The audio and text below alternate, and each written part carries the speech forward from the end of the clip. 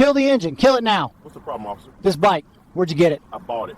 You bought it. You got proof of that? You pulled me over because I pulled you over because something ain't right. I'm a retired FBI director. 26 years. Sure. The dash cam footage from that rural Georgia highway would later be shown in FBI training sessions across the country, not as an example of good policing, but as a cautionary tale about what happens when an officer lets his prejudice override his judgment. What Deputy Travis Whitmore didn't realize as he lit up a black man on a Harley-Davidson was that he had just pulled over someone who had spent 26 years at the FBI. Someone who had personally overseen investigations that sent hundreds of corrupt cops to federal prison. Someone who had briefed 4 different presidents in the Oval Office. Someone whose phone call that afternoon would end not just Whitmore's career, but trigger a federal investigation that would expose a decade of racial profiling in the Clayton County Sheriff's Department. It was 11:47 on a Saturday morning in early October, the kind of crisp fall day that bikers live for. Clear skies, empty roads. The Georgia countryside stretching out in every direction, fields of gold and brown under a pale blue sky. The perfect day for a man to clear his head on his Harley.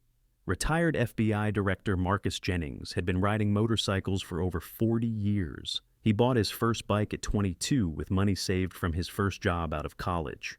He had owned a dozen different motorcycles since then, but this one was special, a 2023 Harley-Davidson Road King. Midnight blue, chrome pipes, custom leather saddlebags. He had bought it the week after his retirement party as a gift to himself, a reward for 26 years of service to his country, a reward for a career that had taken him from a junior field agent in Detroit to the 7th floor of the J. Edgar Hoover Building in Washington, D.C. He was 64 years old. He had a pension. He had a lake house. He had grandchildren who called him Papa. He had earned the right to spend his Saturday mornings however he pleased. And on this particular Saturday, it pleased him to ride his Harley through the Georgia countryside, feeling the wind against his leather jacket, thinking about nothing in particular. He wasn't speeding. He wasn't weaving. He wasn't doing anything that would attract the attention of law enforcement.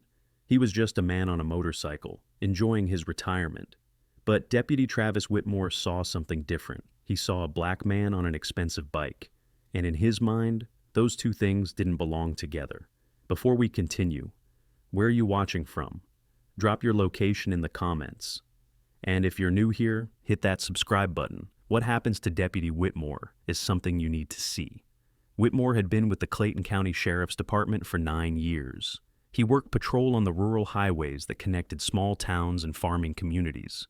It was quiet work. Not much happened out here. A speeding ticket here, a broken taillight there. The occasional DUI on a Saturday night. But Whitmore had developed a reputation among his colleagues.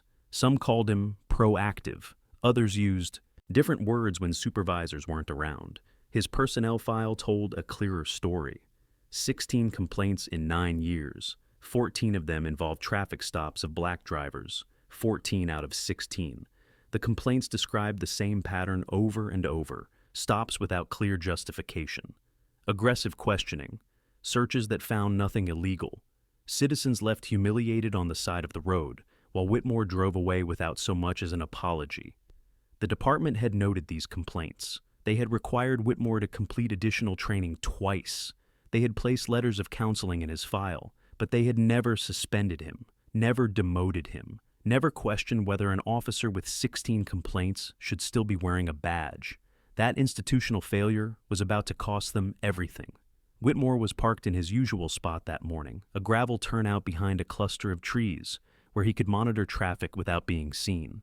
He had been there for about an hour, running radar, hoping for something to break the monotony. That's when he heard the rumble of a motorcycle approaching from the south. He looked up and saw a Harley-Davidson coming around the bend. Beautiful bike. Had to be worth at least $25,000. And riding it was a black man in his 60s, gray beard, leather jacket, looking like he owned the road.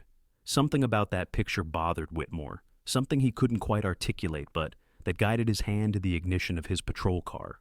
He pulled out and followed the motorcycle for about half a mile, waiting for a reason to pull it over. The bike wasn't speeding. The tags were clearly visible. All the lights were working.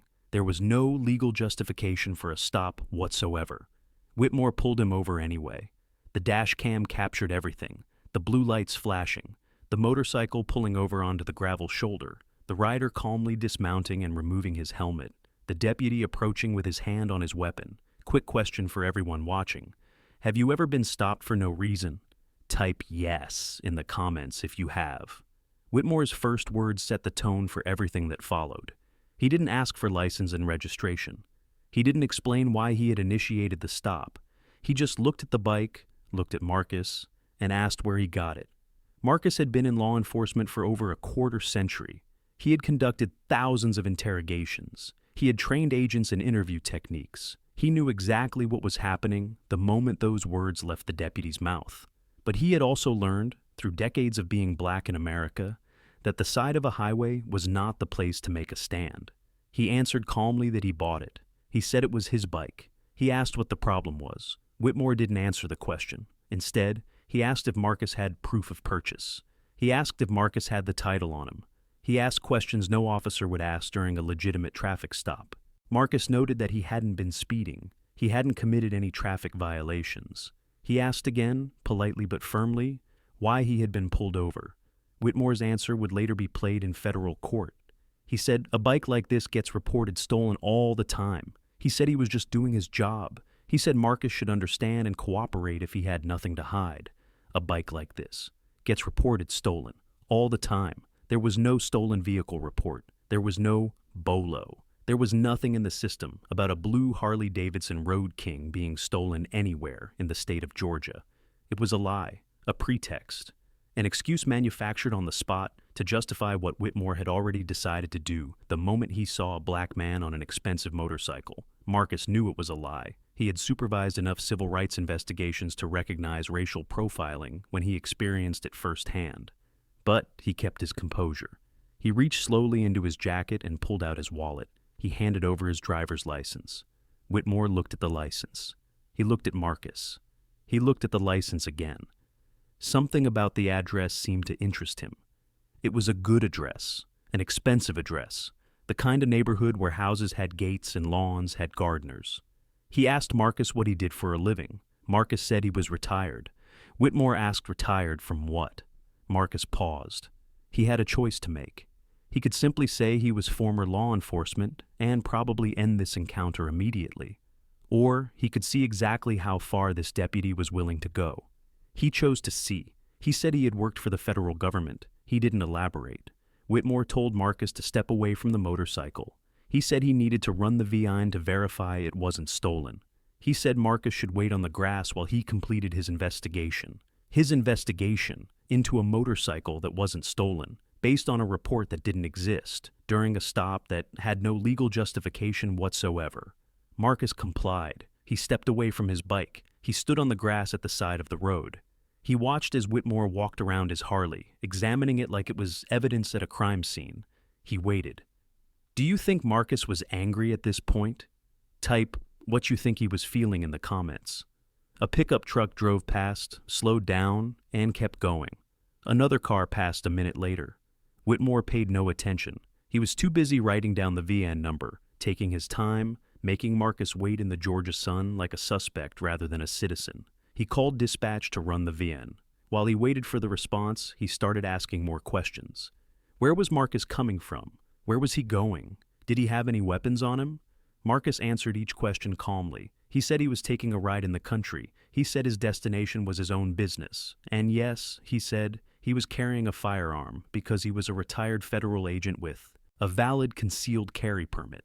That answer seemed to agitate Whitmore. He told Marcus to keep his hands visible. He asked where the weapon was located. Marcus said it was in a holster on his right hip, under his jacket, and that he would not reach for it unless instructed to. Dispatch came back with the VN results. The motorcycle was registered to Marcus Allen Jennings at the address on his driver's license. It was not stolen. It had never been reported stolen. It was exactly what Marcus had said it was from the very beginning. His bike, legally purchased, legally owned, legally operated. A reasonable officer would have handed back the license, apologized for the inconvenience, and let Marcus continue his ride. But Deputy Travis Whitmore was not a reasonable officer. He asked Marcus to open the saddlebags. Marcus asked if he was being detained. Whitmore said he was conducting an investigation. Marcus asked what crime he was suspected of.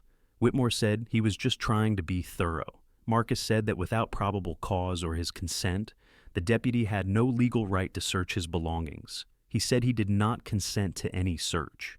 The two men stood there on the side of that Georgia highway, staring at each other. The deputy in his tan uniform and campaign hat. The retired FBI director in his leather jacket and riding boots. Neither one willing to back down. Whitmore made his next move. He told Marcus to put his hands on the motorcycle and spread his legs. He said he was going to conduct a pat-down for officer safety. Marcus did not comply. Instead, he said something that changed everything. He said that his name was Marcus Jennings. He said that he had served as director of the Federal Bureau of Investigation under 2 different presidents. He said that he had supervised the Civil Rights Division that investigated law enforcement misconduct. And he said that Deputy Whitmore was currently committing multiple federal civil rights violations that were being recorded on his own dash cam. He suggested that Whitmore return his license and end this stop immediately. The silence that followed lasted about 5 seconds. It felt much longer. Have you ever seen someone realize they've made a catastrophic mistake? Let me know in the comments. Whitmore's face went through several expressions in those 5 seconds. Confusion, disbelief, a flicker of fear, then something like defiance. The stubbornness of a man who couldn't bring himself to admit he was wrong, even when the evidence was overwhelming. He said he didn't believe him. Marcus almost smiled. He said that was fine. He said Whitmore was welcome to verify his identity through any channel he chose. He said he had all day. He said what he didn't have was any obligation to submit to an unlawful search based on nothing more than the color of his skin and the deputy's assumptions about what kind of motorcycle a black man should be riding. Whitmore stood there, frozen. He was in too deep to back out. Gracefully, but some survival instinct was telling him not to go any further. He was caught between his pride and his dawning awareness that he had made a terrible mistake.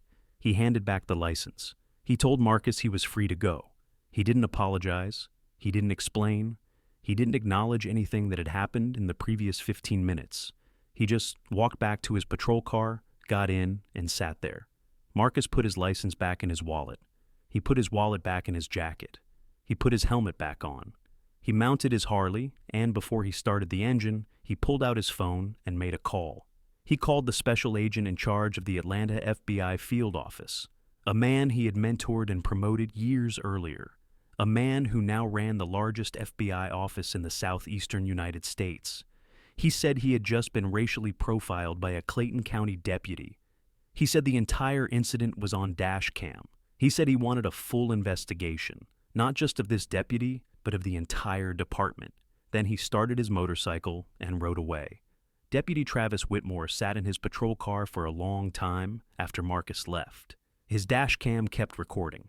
The audio picked up him muttering to himself, though the words weren't entirely clear. What was clear was that he understood, on some level, that his life had just changed forever. He was right. Type karma in the comments if you saw this coming. The FBI opened an investigation within 48 hours, not just into the traffic stop, but into the Clayton County Sheriff's Department's broader patterns and practices. When a retired FBI director files a civil rights complaint, it gets attention at the highest levels. Agents obtained the dash cam footage immediately. They pulled Whitmore's complete personnel file. They pulled files for every deputy in the department. They began interviewing citizens who had filed complaints over the past decade. What they found was not just one racist deputy. What they found was an entire department that had been operating as an instrument of racial discrimination for years. Deputy Travis Whitmore had 16 complaints in his file, but he was not an outlier. He was typical. The department had received 234 citizen complaints over the past decade. 178 of them, more than 76%, involved stops of black drivers, in a county where black residents made up only 31% of the population. The FBI interviewed former deputies who had left the department. Several described a culture where racial profiling was not just tolerated but expected. One described being told by a supervisor that certain roads were too nice for certain kinds of people and needed extra attention. Another described being praised for his good instincts after stops that were based on nothing but the driver's skin color. The investigation expanded. The FBI subpoenaed emails, text messages, training materials, and performance reviews. What they found was damning. Deputies had been evaluated and promoted, based partly on the number of stops they made. There was no corresponding evaluation of whether those stops were legally justified. The incentive structure encouraged quantity over legality, and the results were predictable. The sheriff himself was implicated. Emails showed him dismissing complaints without investigation. Messages showed him joking with commanders about keeping certain elements moving through the county. His entire leadership philosophy was built on the assumption that aggressive enforcement targeting minorities was good policing. 6 months after that traffic stop on the rural highway, the Department of Justice announced a federal civil rights lawsuit against Clayton County and its sheriff's department. The lawsuit alleged systematic racial discrimination, pattern and practice violations of constitutional rights, and deliberate indifference to citizen complaints. The lawsuit sought a consent decree, federal oversight, mandatory reforms, an independent monitor. Everything that Marcus Jennings had seen implemented at dozens of other departments during his career. But this time was different. This time, the Department of Justice wasn't just seeking reform. They were seeking dissolution. The evidence was so overwhelming, the pattern so egregious, the leadership so compromised, that the federal government concluded the department could not be reformed. It had to be dismantled. The county fought back at first. They hired lawyers. They issued denials.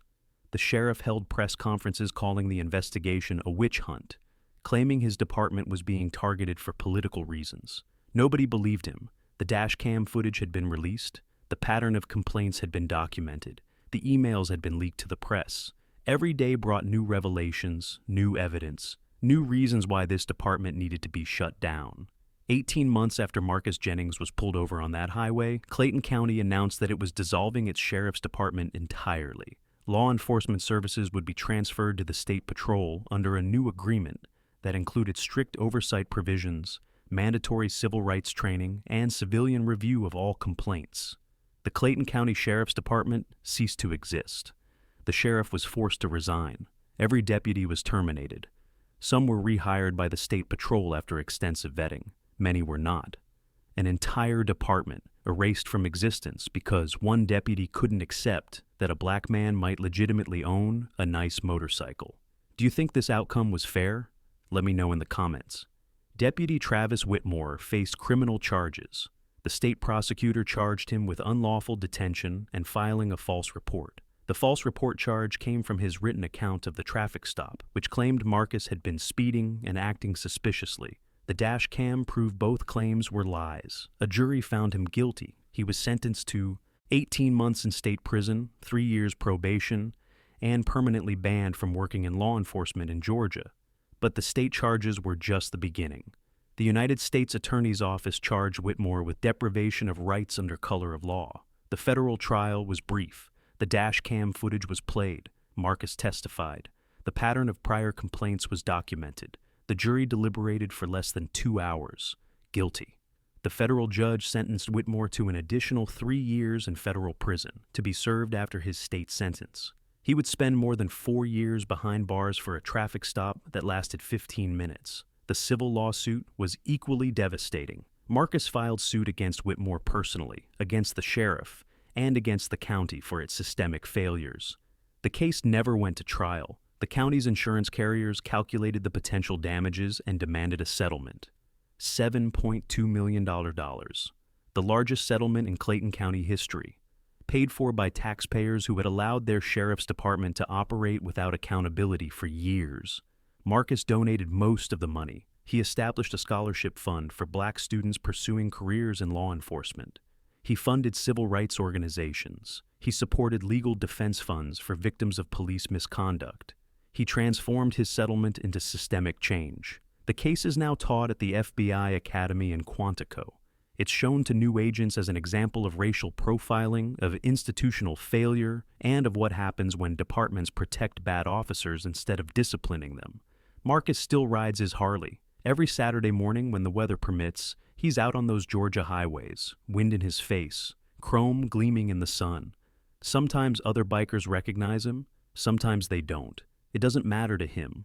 What matters is that he can ride his motorcycle through any county in Georgia without being stopped for the crime of being black on a Harley. That's what he fought for.